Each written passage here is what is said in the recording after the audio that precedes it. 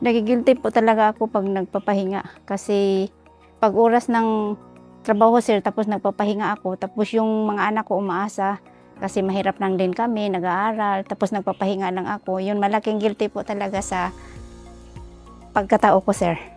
Minsan po pag nagpahinga ako sa trabaho, din ako lang mag-isa, tsaka dami ding iniisip, kaya minsan magigilty ako.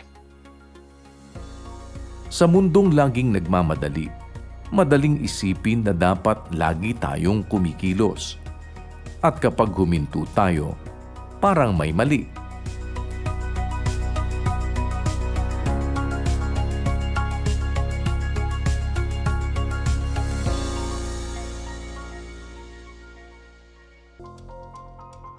Maraming tao ang sanay maging abala.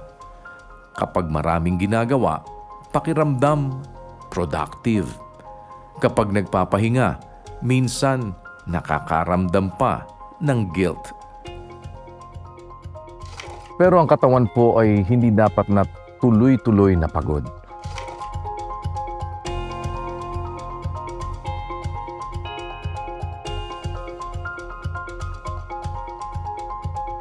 Hindi lahat ng pahinga ay pagiging tamad. Minsan, ito ang kailangan ng katawan para makabawi. Kapag walang sapat na pahinga, mas tumataas ang stress hormones sa katawan. At kapag tuloy-tuloy ito, maaaring maapektuhan ang tulog, enerhiya at pangkalahatang kalusugan. Kung natutulog or nagre-rest tayo, ang ating katawan ay nagko-consolidate ng memories at nagpa-process ng mga bagong information. Pangalawa, yung sa concentration and decision making.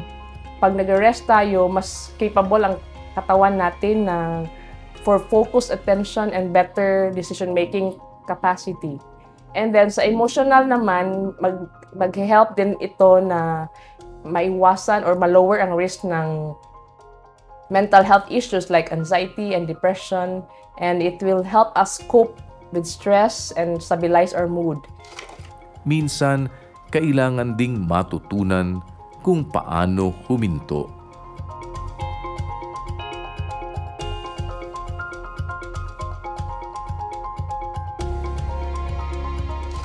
Ang pahinga po ay hindi gantimpala lamang kapag sobrang pagod na.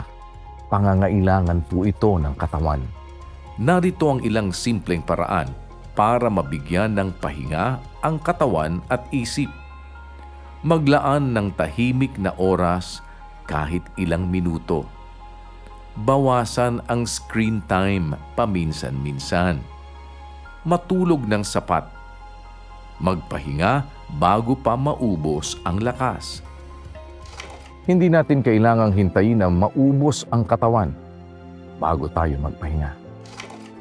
Sa mundong laging abala, minsan nakakalimutan nating huminto. Pero ang pahinga ay bahagi ng pag-aalaga sa sarili.